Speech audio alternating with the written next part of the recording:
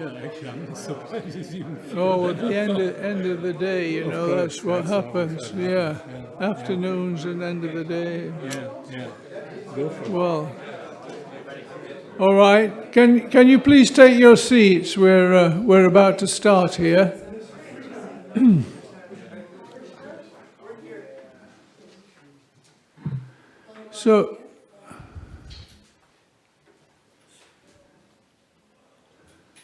So good afternoon, ladies and gentlemen. It's my pleasure this afternoon to introduce Mr. Michael Krohnen, who actually needs very little introduction to most of you. He's been in the Valley for such a long time.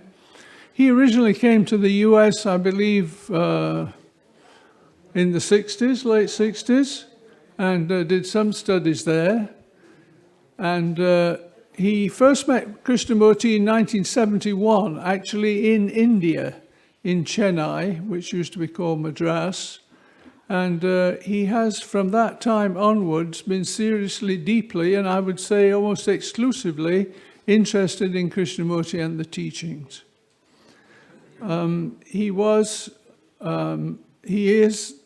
He trained actually as a chef with the late Alan Hooker of the Ranch House Restaurant fame and author of the California Gourmet Cookbook, which was published by Mr. Mark Lee's publishing company. And he is actually quite a good cook. In fact, he's a very good cook. And I've been the beneficiary of his cooking on many occasions. He is also, in a good sense, I feel, a devotee of Krishnamurti.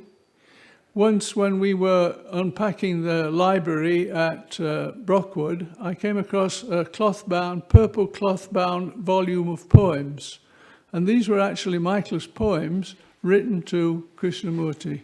And they speak to his deep dedication to Krishnamurti at a personal and also at an impersonal level, because he is also able to critique the teachings as well as live them.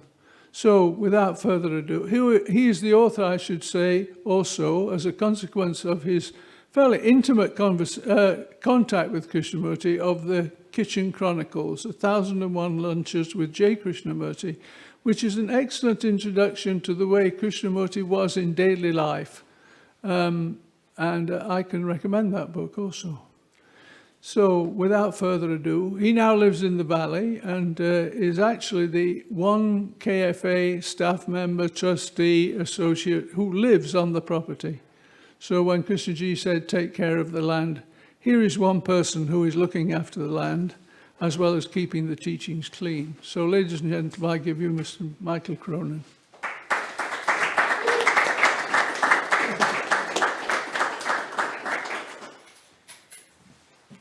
Thank you very much, Stephen. Actually, I should add a very interesting note, because Stephen was the editor of my book, The Kitchen Chronicles. And if there was one person who made my English, improved on my English, it was Stephen himself, who helped me formulate it in a most acceptable way.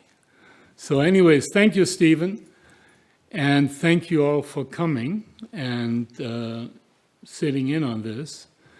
And, well, I will be very frank with you that I am not a professional presenter, and so I will not be very quick speaking and trotting out fact after fact. It's more like question and suggestion. And so let me first mention to you the title that I came up with for this presentation. And I called it, as you may have noticed if you looked at the program, A Sacred Legacy, to keep it alive. Now, I like to be very precise and investigative when we use words. And that's, of course, a point that Krishnamurti went into at great length and depth, in that he questioned very much our use of thought, words, and language. And up to a certain point, of course, it was clear, we all are dependent on words and language and communication and all that derives from that, particularly in our age and time when we are overwhelmed by technology. And when the computers start ruling us more than we ruling them, which is, I think one can see that in many instances.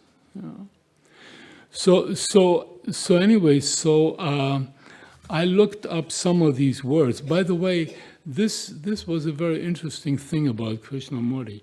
He liked to look up the origins of words, the etymological meaning of words, and that's often the meaning that he imparted by using that specific word.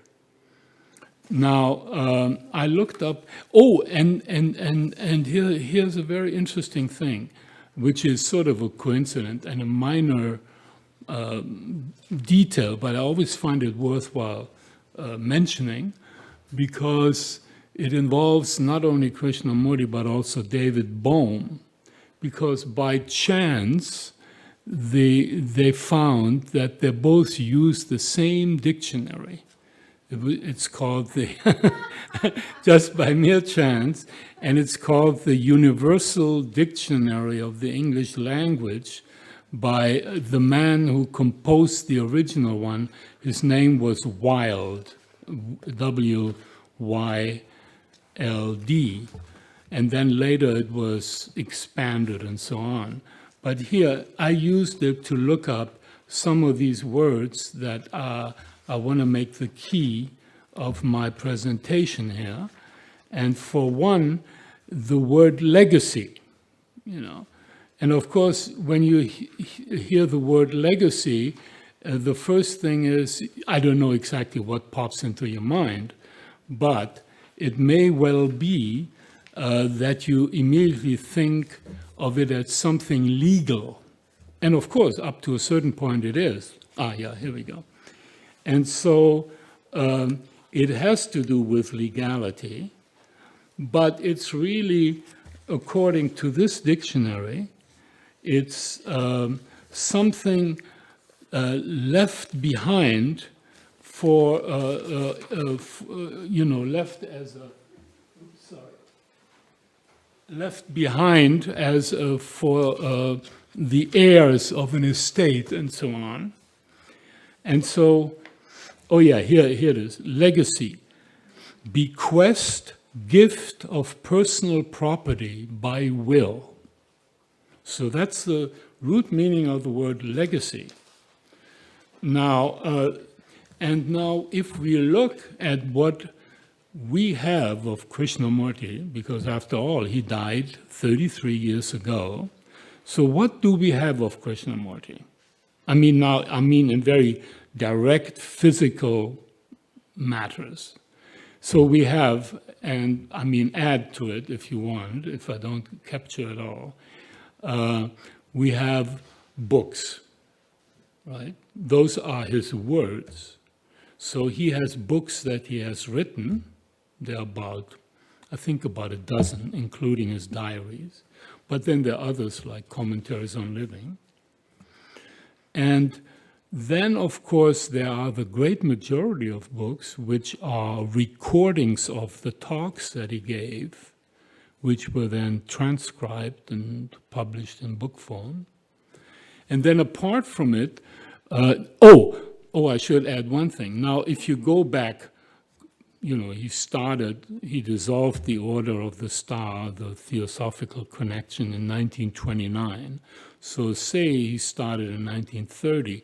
At that time, the technology was not such to be able to record his talks verbatim.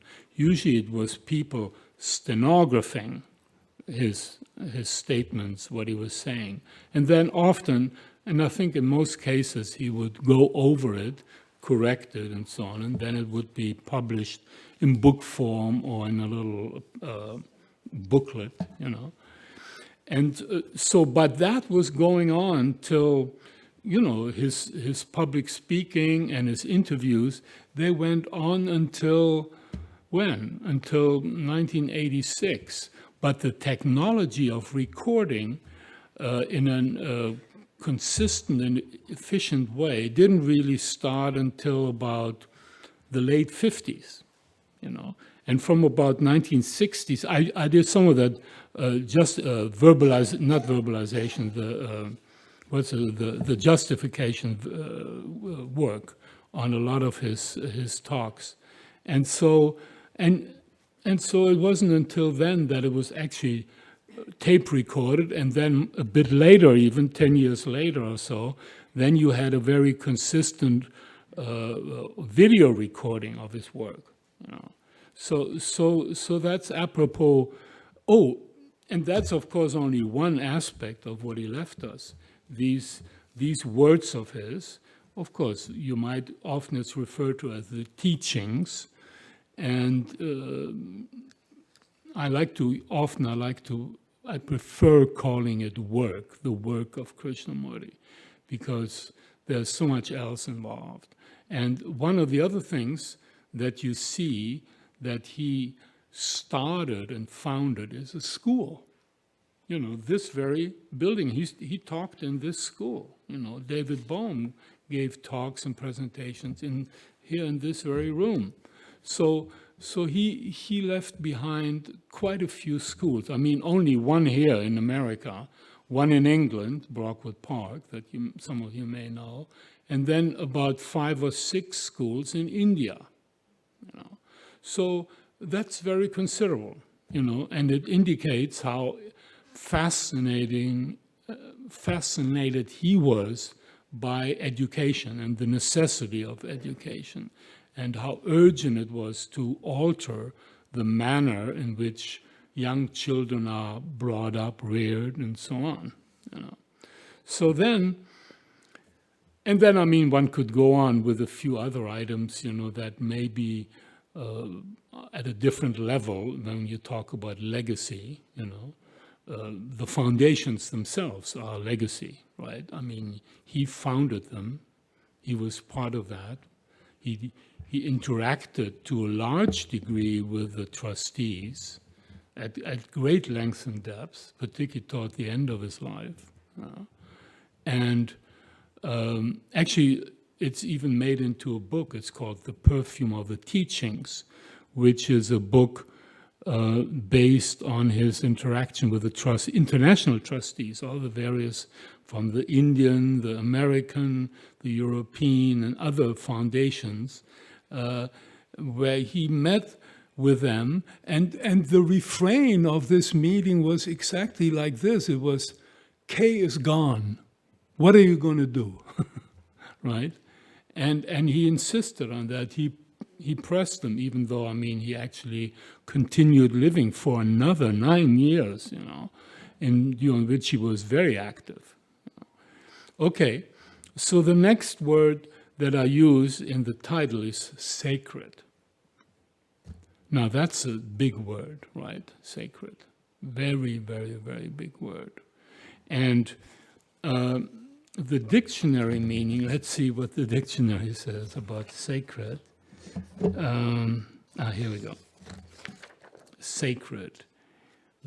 It's called to consecrate, dedicate, to set apart, consecrate, dedicated to a divinity, holy, and so on. But according to this, the etymological meaning is not entirely clear. So they offer various meanings. But I'm going to read some of this to you. One is set apart for, dedicated, consecrated to a deity, person, purpose, or sentiment, etc. Then, second is associated with a religion, with the religious rites and practices of a people, embodying the laws and principles of a religion. And then the next one is endowed with mystical, symbolical virtue, venerated from association with religious rites. And then it goes on with worship and religions and so on.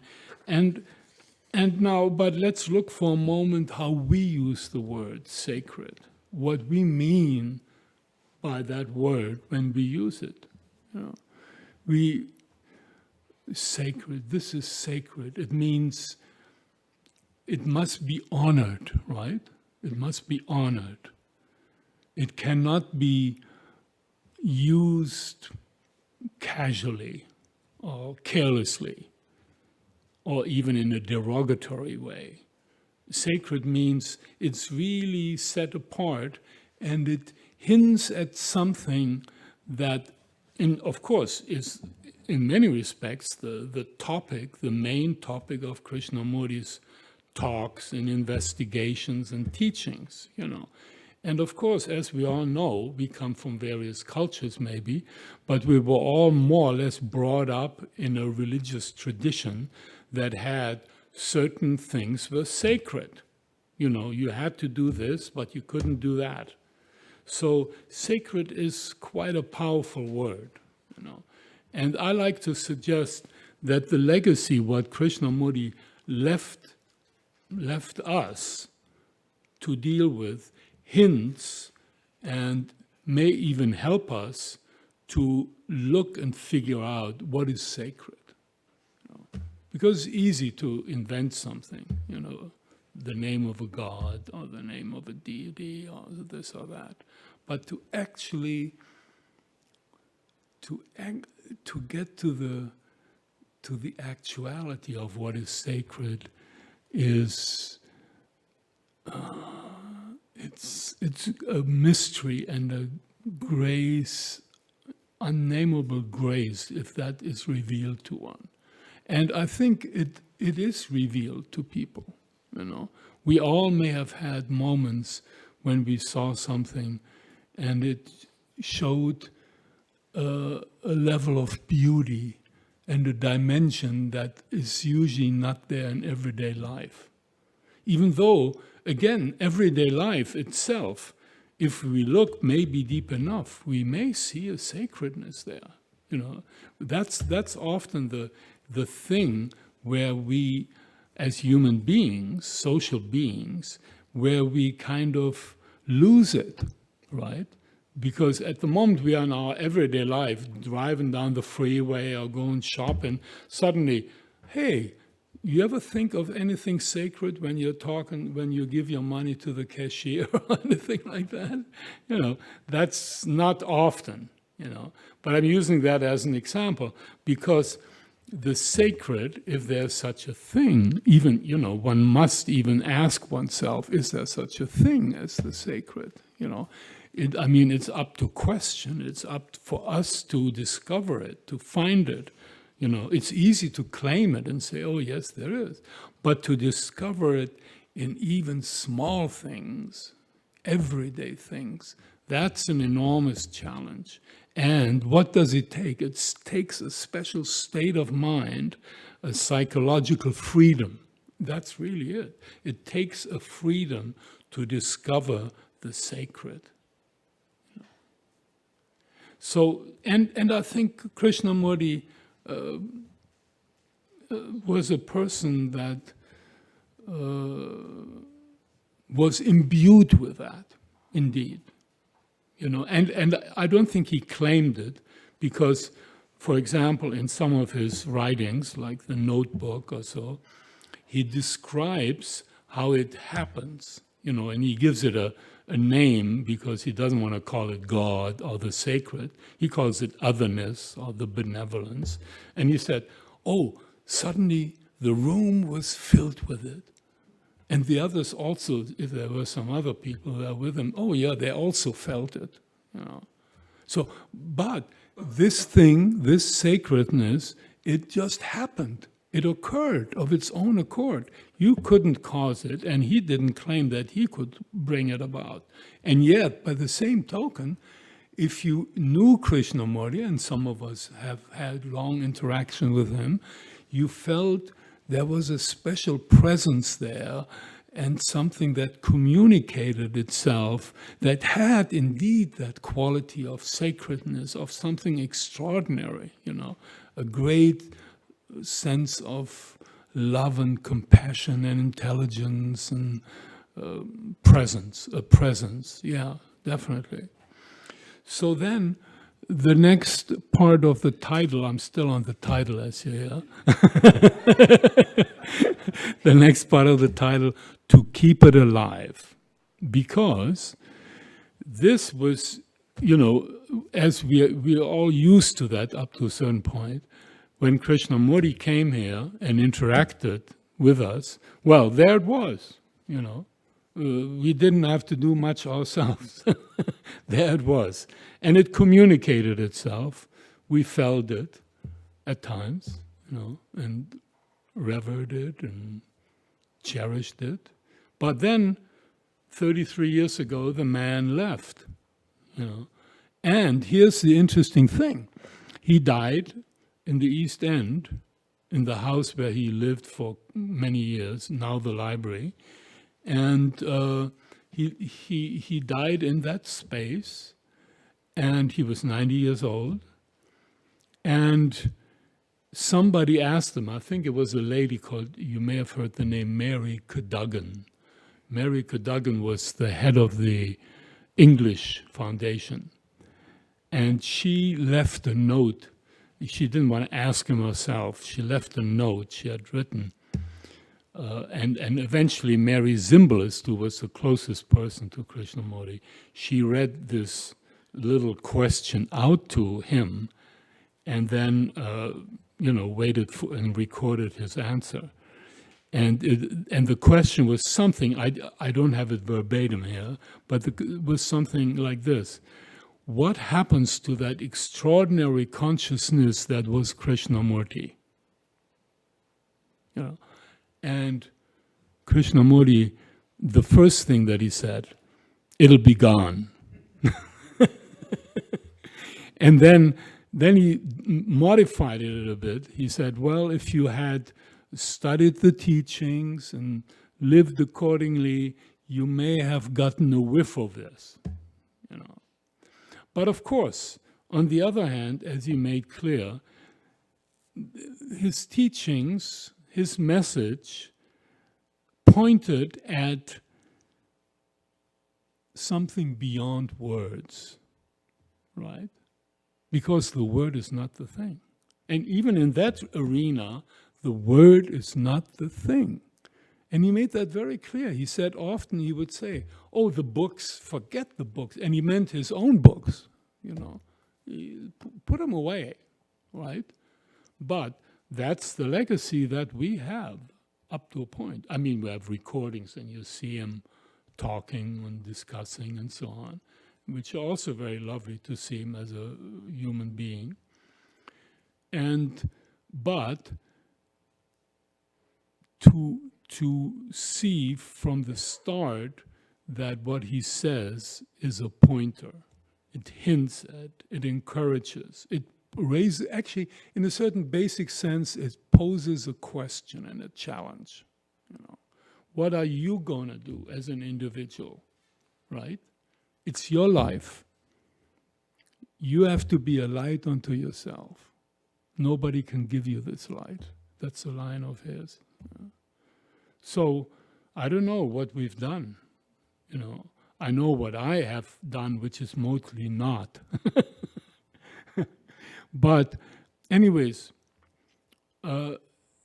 it's ongoing, we are alive, and this sacred agent or power or whatever is all around us. It's in nature, it's in other human beings, it's in the cosmos. Nothing could exist without it, clearly. But the degree to which we perceive it or are aware of it is another thing, because usually What happens in our life? We are preoccupied, right? We are preoccupied with 1,000 different things, you know. And our everyday life, meaning, you could make a long list, and everybody has his or her own list, right? About what is my everyday life? You know, I think about my bank account. Have I paid this bill and that bill, and so on and so on? You know, all of this is of a certain importance, and it's absolutely true. You can't neglect these factual matters. You know, you have to take care of that. But the challenge is one able, can one be able to perceive the sacred even in these very, what would you say, ordinary activities, you know, and that's a tremendous challenge, you know. And anyways, so that's really what it amounts to, you know, to keep this thing alive by observing, questioning, and not to judge, not to hope that there will be this sudden goal, you know, that suddenly kaplop and everything is taken care of for the rest, unless you play lottery, which of course then you might you might be, if you win it, you might not have to worry anymore. But you know, on so many other levels, Krishnamurti hinted at this wonderful mystery of life, you know. And here I sought out some passages from his writings or from his talks. That they're fairly brief all, and I like to read some of that to you, and it'll give you, because they're very simple, and yet they hint at the essence of what he's aiming for, you know. And let's see, of course, my notes are always a mess, so I have to always seek it and possibly find it. Okay, and here, oh, thank you. And here we have one thing. It's from London. I think it's from a discussion, and I just took this one little thing, which, as I said, I was verifying some of these talks, and this is 1961, so it's 25 years before he passed away, and so he says at the end, and it's just toward the end of this, he says, and then you will see that when you go around the corner in the wood, you will meet the everlasting. Not only in the wood, but in a filthy street. And so the mind that journeyed into itself, into the very depth of itself, without holding back, the journey within, which is not the reaction to the outer, is the same movement, inward looking, inward going. The mind is not anything apart from that which is sublime. Therefore, all search, all seeking, all longing comes to an end. I mean, that's something extraordinary, right? You know, there in the filthy street, in the wood, kaboom, you meet the everlasting. Of course, you don't hope for it, you know, don't plan on it. But, you know, that's one of these indications. Or then here's another one along those same lines. Let's see if I find that one. Because people would often ask in that,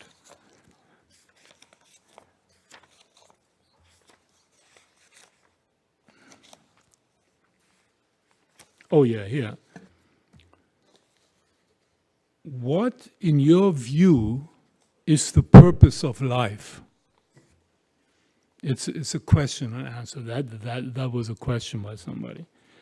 So the person says, what is, in your view, is the purpose of life? Krishnamurti responds. The gentleman asks, what, in your view, is the purpose of life? You know, sir, you're not asking my view because I have no view. I have only facts. And they are much more significant than views and attitudes and opinion. Now, please, all of us ask this question, what is the purpose of life? Do listen to this. What is the purpose of life? Who puts this question? The man who has not found purpose in living. Actually, you're supposed to laugh here. It says laughter. You're welcome. But then he says, don't laugh. This is a serious question. Look at it, please, sir. We have no meaning in life, and we want to impose on that living a meaning. We want to give a significance to living, and therefore we say, what is the purpose of life? That means we are not living. You want a purpose, an idea, a thing that says, that is the purpose. And I'll agree or disagree and live according to that purpose. What means that? That there is no interest in life, in living, in being, in understanding sorrow, misery, the way you treat your wife, your husband, the society, the rottenness of this world. And you want a purpose? There is no purpose. If you live one day totally, completely, and see the richness of that single day, and that in itself is sufficient because, you see, one day contains the whole universe and all of life. Because in one day there's sorrow, there's beauty, there's fear, there's death, there's meditation.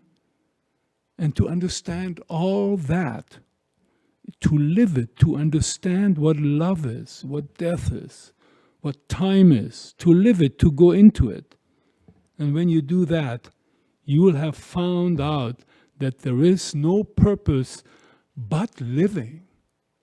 Living completely, without contradiction, without pain, without sorrow. A man who is in conflict, who is in sorrow, how can he find a purpose? The purpose is to understand his sorrow. And, you know, that's just one of these wonderful things that Krishnaji tells us. You know. So now, I don't know how much I should tell you about myself, because as Stephen mentioned, I had met him, become interested in him after immigrating here from Germany to California and going to college. And I discovered him, and I was struck by what this human being had to offer. He immediately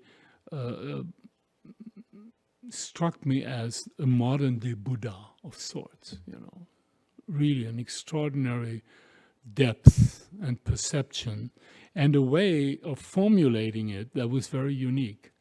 And then, after meeting him in India in 1971, hearing him speak and seeing him live, it was something, it was a revelation. And he opened a door to a sense of freedom that I'd never before that seen or felt or experienced. You know. So I was really very much struck by this person, Krishnamurti. And then I kind of, even though he didn't have any followers, of course, no followers, I did follow him. Particularly, though, to hear him speak. and And one of the things that popped into my mind at certain times, I talked to him directly once or twice, but very briefly just to say hello. And I thought, particularly after hearing him in Sarnen in Switzerland, where he spoke regularly, and I thought, what is he doing when he isn't speaking, And I thought, wow, maybe he sits in the room somewhere and he goes into deep samadhi, deep meditation. And then when the time comes, he comes, gives a talk, and then goes back to meditation. Then somebody who knew him a little bit better said, no, he's reading thrillers, crime mysteries. He's watching TV. What? I couldn't believe it. And yes, eventually I found out, yes, that was true. He went to the movies and he liked TV and all the rest of it, And all of that was quite a bit of a revelation about this man, this human being, Because here he delivered this extraordinary message and lived, as I found out bit by bit, a very quiet, calm life, and yet was totally a human being, It turned out he even liked Clint Eastwood. He liked Westerns. And on one occasion, a lady said to him, but Krishnaji, what about all that blood and all that killing and shooting? Krishnamurti said to her, they're not really dead. They get up later, and the blood is really ketchup. So that really depicted Krishnamurti how he was. He was very much down to the earth, And there's another thing that you may know, but a lot of people don't know this, is that he was incredibly close to nature. He loved nature. He loved the flower, the tree. I mean, it was extraordinary. And he was a real, I would call him an environmental philosopher. And the one time that I remember when I saw him really upset was he had seen on television a documentary about Canada, the islands where they do the killing of the baby seals, for the fur. And they apparently showed how the baby seals were just killed and then, they took off the fur and that was it. And he was so upset about it. He was literally upset about it and how human beings can do something horrible like that. And of course, he, even during the time of war, he spoke out against war.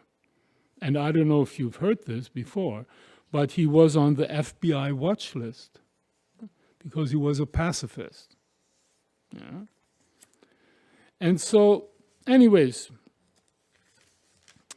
then there is something which I also find interesting, and this is some writing of his that has never been published, because there's a lot of material of his that has not been published, And in it, he describes some wonderful things. So if you're okay with it, I'll read out some of this here. And this one is from the 40s and 50s, when he spent a lot of time here in Ojai. So this was very likely written in Ojai. And he says the following: for many days now, there has taken place a very strange experience. One day I was sitting in meditation when suddenly and unexpectedly the world seemed to be filled with love. It was so expansive, so penetrating, that there seemed to be no place where it was not. Everything was in it, the greatest and the smallest. As in the sea, the biggest and the smallest live, so in this love, everything was. For some weeks now, it has continued. In that state, the observer and the observed, the joint phenomenon ceases. One is no longer observing or thinking, feeling it, but this love, this all-encompassing love is there. It is as though it came from outside, but yet it is not outside nor inside. Such distinctions disappear. At the beginning, it seemed to come from the outside as my thought feeling, but nothing to do with it, but soon it was everywhere. The point of feeling focused in me ceased, and there was only the marvelous state of being.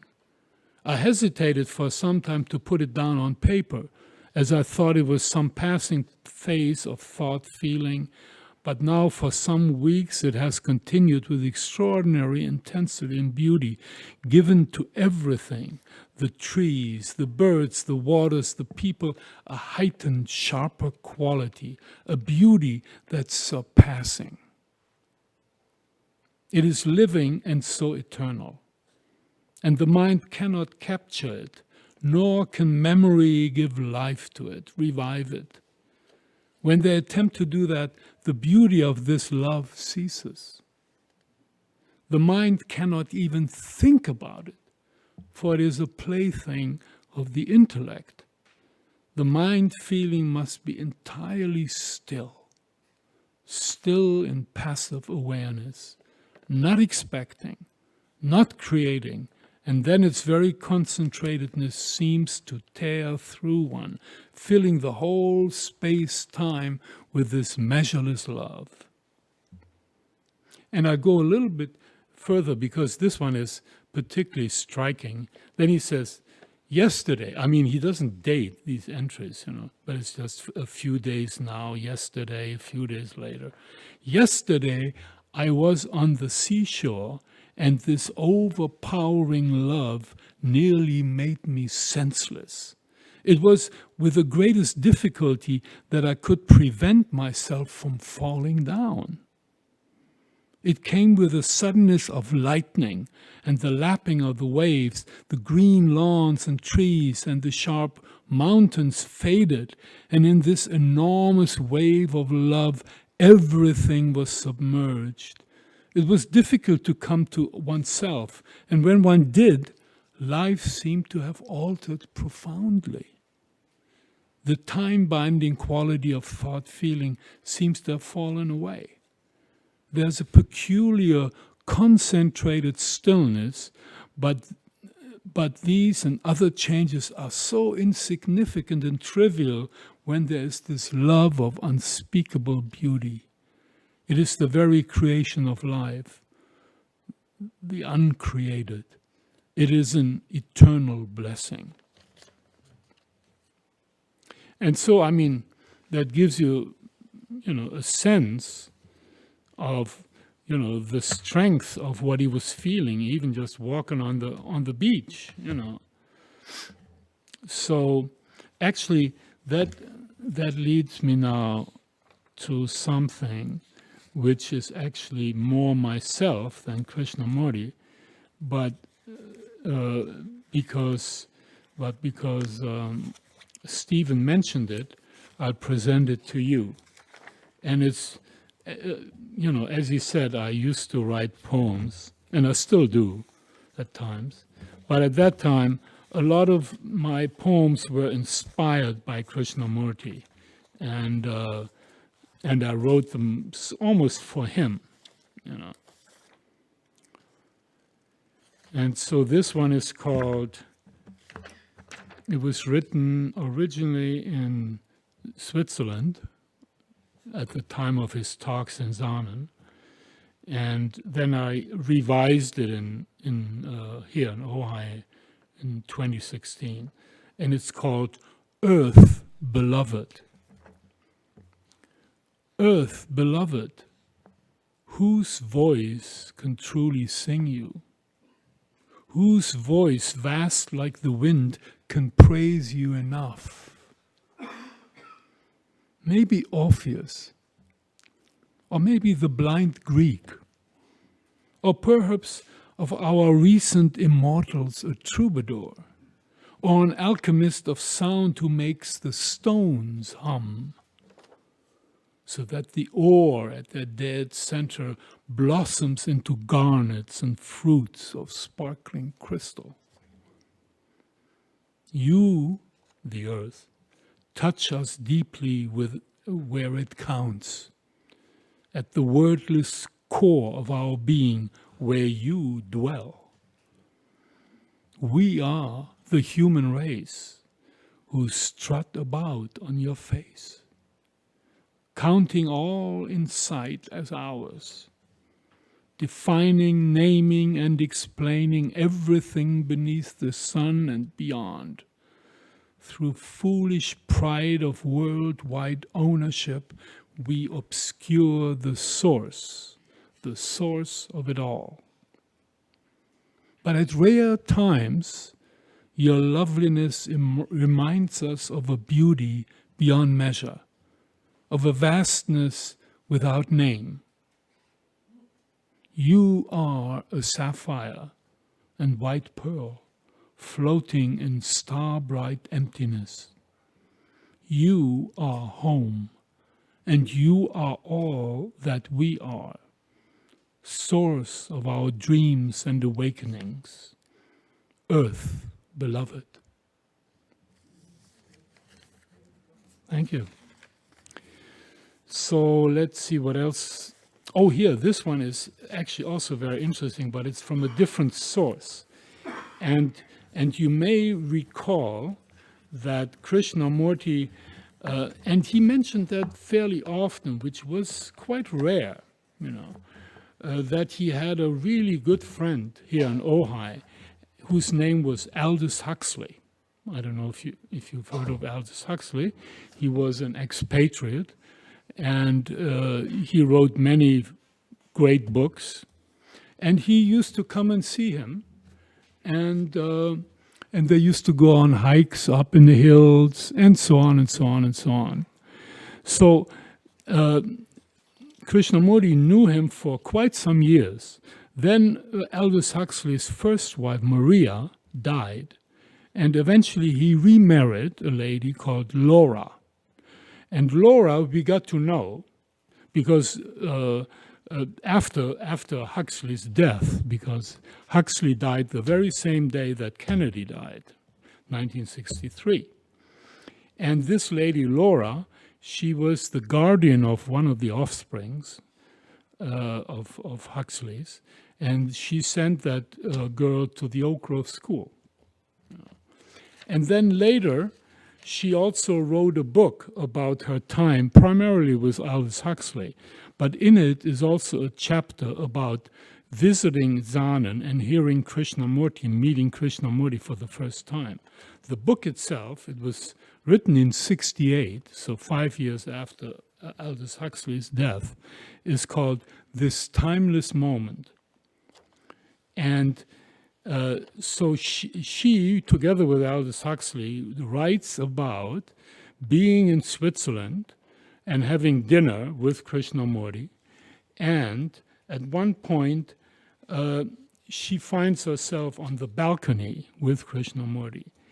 And they had talked about people that try to do good, that try to help mankind and do good. And one of the first things he says to her as the two of them are alone on the balcony, he says, "The do-gooders, they are a curse." She was a little surprised by that. And then eventually she got around to asking this, which is sort of a spin-off of this thing, because she asked, what is a religious man? And then she writes like this: Krishnamurti changed his tone and rhythm. He spoke now calmly, with incisiveness. I will tell you what a religious man is. First of all, a religious man is a man who is alone. Not lonely, you understand, but alone, with no theories or dogmas, no opinion, no background. He is alone and loves it, free of conditioning and alone, and enjoying it. Second, a religious man must be both man and woman. I don't mean sexually, but he must know the dual nature of everything. A religious man must feel and be both masculine and feminine. Third, and now his manner intensified again, to be a religious man, one must destroy everything. Destroy the past, destroys one's conviction, interpretations, deceptions, destroy all self-hypnosis, destroy until there is no center. You understand? No center. He stopped. No center? Question mark. After silence, Krishnamurti said quietly, then you are a religious person.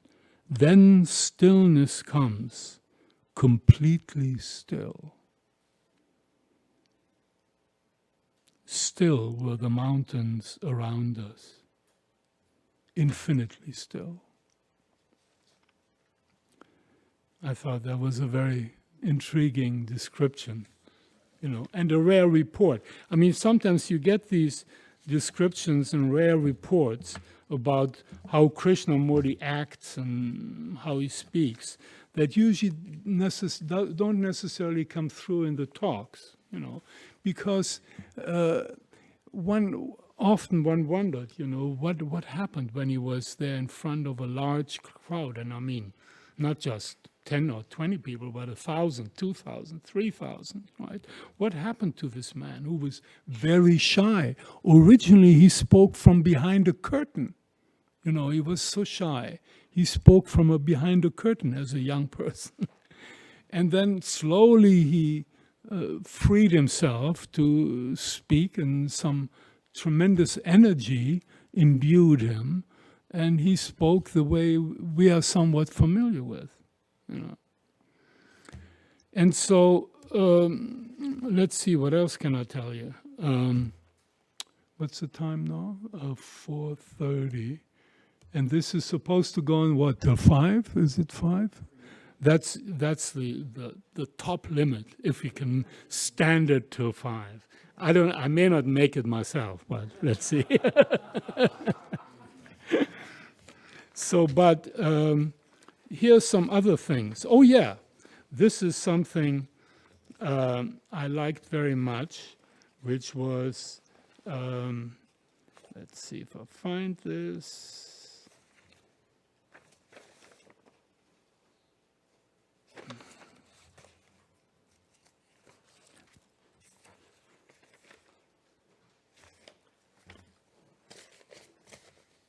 Okay. This is another poem, somewhat inspired by Krishnamurti of mine, which is called Be Still. And I wrote it here about 15 years ago. And it goes like this. Say, I am all of life, and remain still. Consider how you look at things and events all around you. Contemplate that you are the perceptions, feelings, and thoughts that unceasingly come and go within you, and be still.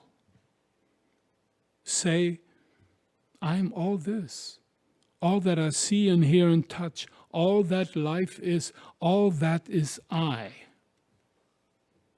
Be still and be watchful. Observe the arising and passing away of sensations, feelings, pleasures and fears, likes and dislikes. Be still and listen to the incessant movement which is neither coming nor going. And then, let's see if I still have something to present to you.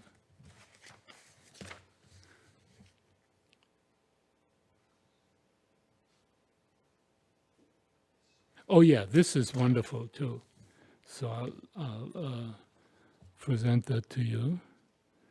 It's again one of the notes written during the 50s or 60s that have not been published as yet. And they're just brief notes that he wrote. And he writes as follows: "For a number of days, there is a sense of extraordinary stillness.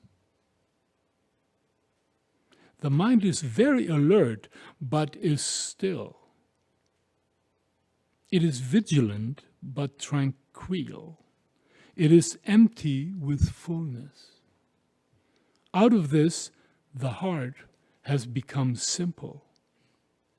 In this vast, immeasurable tranquility, there's a spark so infinitesimally small that yet covers the world like that immeasurable presence, a light, a life, a love, a something that pervades the world. It is there. It's never not been here. One wonders what has prevented the realization of it. It is so amazingly simple, clear, and still. Words have no meaning anymore to express that inexpressible. Though it is the same, yet a few minutes later, a second later, it is not the same. Time and comparison have ceased, and to describe it, we have only words of time and comparison. It is like that silence between two notes. If one has not heard the notes, there's no silence. This silence comes in the stillness, in the simplicity of heart. The mind must be completely empty of all its contents, memory and knowledge. Knowledge darkens, and that light of the eternal does not penetrate the ignorance of knowledge. It is in the silence of the mind and the heart that it is.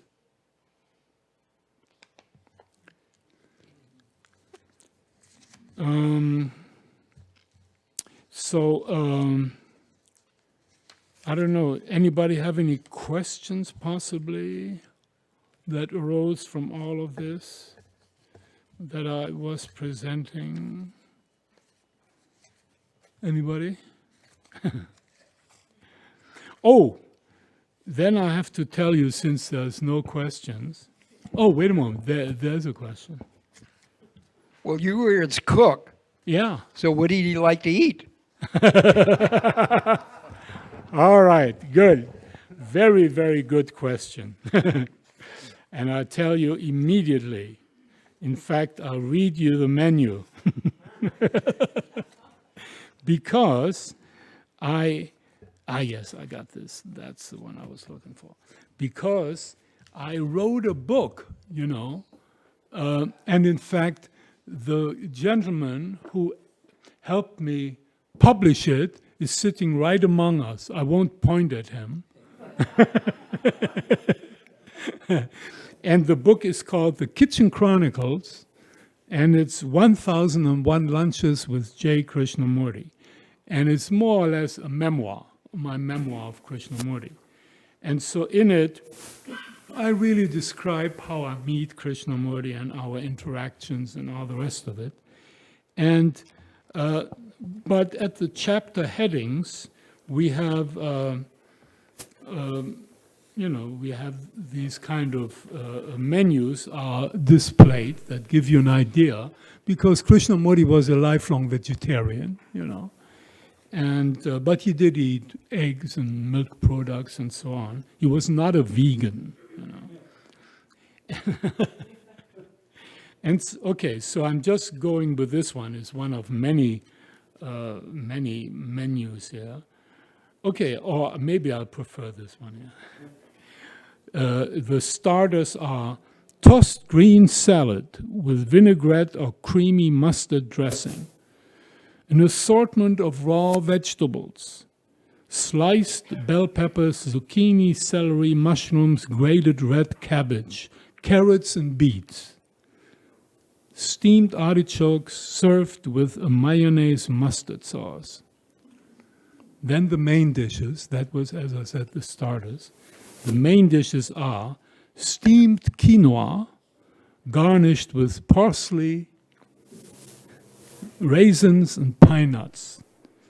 And then the other main dish is azuki beans prepared with onions and soy sauce.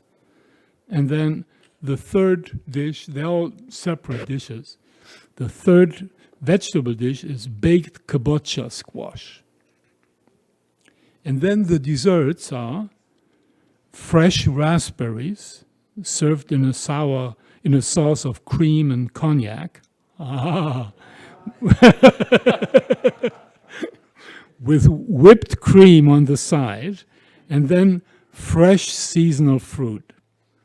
So that kind of answer. Oh, here, I'll tell you something else, which is kind of interesting. It was, I think, 2 or 3 years before, and I mean, Krishnamurti was always very careful of diet and looked after his body. He didn't like to take any, not even drugs when it was in pain. He didn't like any stimulants. So on one occasion, he came into the kitchen, and this was 3 years or so, or 4 years before he died. And he came as he often, and he would enter the kitchen before he saw the guests that came for the lunch event. And he said to me, "Sir, no more dessert."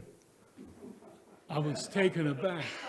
What, Krishnaji? No more dessert? And he liked sweets. He liked ice cream, and he liked these kind of things. And I said, "What happened? How come? Why not?" He said, "Well, they diagnosed me with old age diabetes, you know." I said, "Oh, I'm so sorry to hear that. I know how much you like." Also, no carrot juice anymore. No, nothing that has too much sugar. But you must continue giving dessert to the other guests, of course. So that was Krishnamurti. Yeah. But here I brought something. I don't know if you can, stay. Yeah. I have a picture. I don't know if you can all see this. Can you see this all? Yeah. And it's Krishnamurti, and it was done. Oh, this may be of interest to you. Krishnamurti, of course, was depicted at age 85 in that book, The Thousand Moons, which is done by a man called Asit Chandmal, who was a nephew of Pupul Jayakar. And he just died. Asit Chandmal just passed away. Anyway, this was one of the photos that he took, but it wasn't included in the book, you know. But so I have it inside where I live, you know. I like it very much. He's coming down from Pine Cottage, as he usually does, and he's coming to the patio and then into the kitchen and then sits for the lunch. And as you see, he's got something under his arm. And it's the Los Angeles Times, often the Sunday Times, and he would bring it, and he would flop it down on the counter and said, "Here's the newspaper, sir." Because Mary would go through it fairly quickly. And I asked him once, "Well, sir, do you ever read the newspaper?" He said, "No, I look at the headlines, but it's always the same stuff anyways, you know." But we had this game of asking. He asked me about the world news because I followed that fairly closely. So anyways, here's a fairly recent, no, it's actually not that recent, but it's a poem I wrote some years ago, and it's called More Than Mere Memory. And it's about here in Ojai, in the East End, because I would go and pick up the newspaper, LA Times, which was left at the start of the driveway, and would take it to Mary, who wasn't good walking anymore. So anyways, so here's this poem that I wrote. More than mere memory. Dawn. I walked down the long driveway to the road. On either side, orange trees, bright with fruit and blossoming oleander bushes. And I came to look for the morning copy of the LA Times. The full moon, cheese yellow, sat on the low shoulder of the mountains in the west, Grandfather Mountain. Looking at the transparent beauty which was everywhere with wide open eyes and not thinking, I all at once realized that I'd seen my master. He was quite invisible, but he was there like a breeze. I had met my master. It felt like joy. He who forever denied being one, and who yet unflinchingly held up the mirror so that I could perceive the outlines of my being. He died a dozen years ago, but he's there, silent and alert, where never before I looked.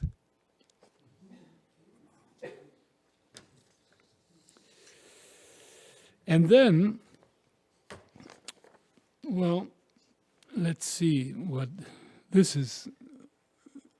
A part of Krishnamurti's writing that I like particularly is called the Book of Life, and it's from a talk he gave in Sri Lanka. And you've heard of the recent trouble of Sri Lanka, which is such a sad story. And he spoke in Sri Lanka, and he was almost honored there more than any other place. The president of the country came to receive him. His talks were televised all over the country, Sri Lanka. And of course, if you know Sri Lanka and have been there, it's a marvelous place, beautiful place. Anyways, he gave these talks there, and there's one, and I don't read you the whole talk, but I just wanted this one image that I find so striking, and it really is the essence of to keep alive this sacred legacy of Krishnamurti's. And it goes like this. The whole story of mankind is in you. The vast experiences, the deep-rooted fears, anxieties, sorrow, pleasure, and all the beliefs that man has accumulated through millennia. You are that book, and it is an art to read that book. It is not for sale. It is not printed by any publisher. You can't buy it in any bookshop. You can't go to any analyst because his book is the same as yours. Nor to any scientist. The scientist may have a great deal of information about matter, about astrophysics, but his book, The Story of Humanity, is the same as yours.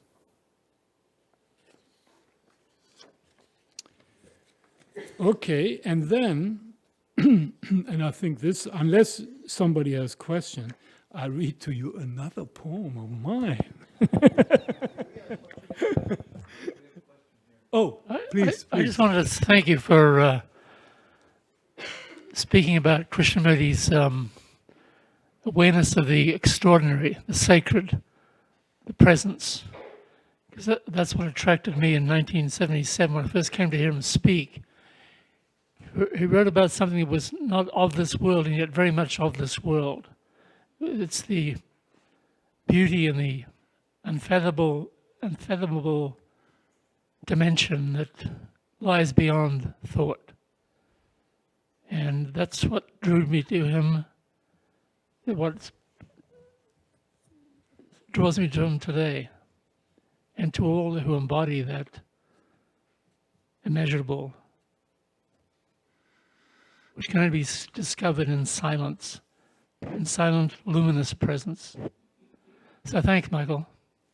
You're very welcome, Jim. Thank you for being here and coming to the library quite often. So at one time, a lady who's not with us here at this event, but she would have loved to have been here. She's been dedicated to Krishnamurti for dozens of years. Her name is Evelyn Blau. You may have heard her name. She did films on Krishnamurti, books, including, and panel exhibits, you know.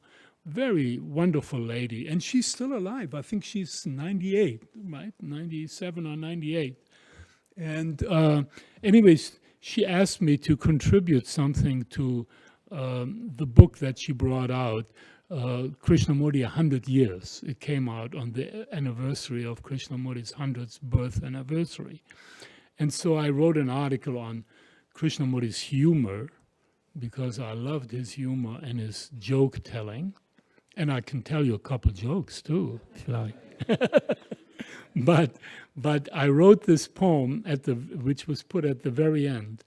And in it I mention Halley's Comet. You may have heard of Halley's Comet. It happens every 75 years.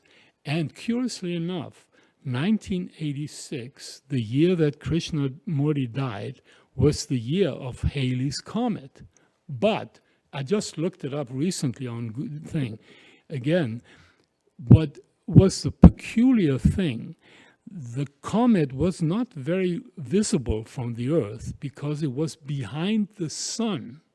So it wasn't as brilliant and overwhelming as it often or usually is, you know. So anyway, so I mentioned that's Halley's comment. So the poem goes like this. It's entitled, "Thank you, Sir." Thank you, sir.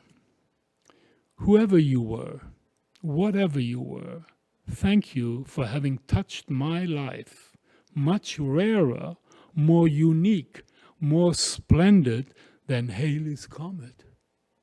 More like the sun, the moon, and all the stars rolled into one glorious event.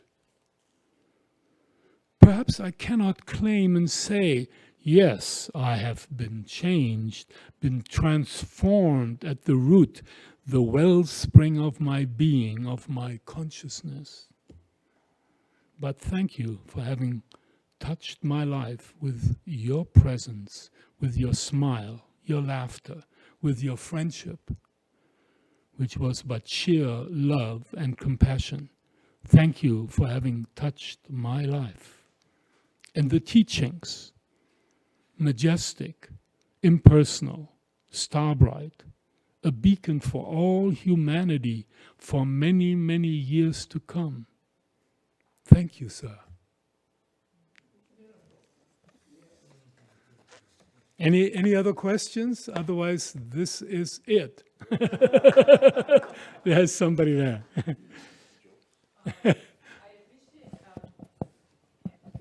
I really appreciate your book, The Chronicle. Oh, thank you. Because I had no idea about the personal life of Krishnamurti. I had read most of his books, but I didn't know in person who he was and how he handled his daily life and everything else. And so that book was awesome to read and kind of get an insight to what kind of a human being and how playful he was and his jokes that his Swiss jokes all that was like really awesome. One of the things I remember and related to what you said, that he's an environmental philosopher there, and actually like kind of like even reading that comment that he had made to you made me very become extremely aware of environmental matters. Is that at that time that these things were not as acute as now.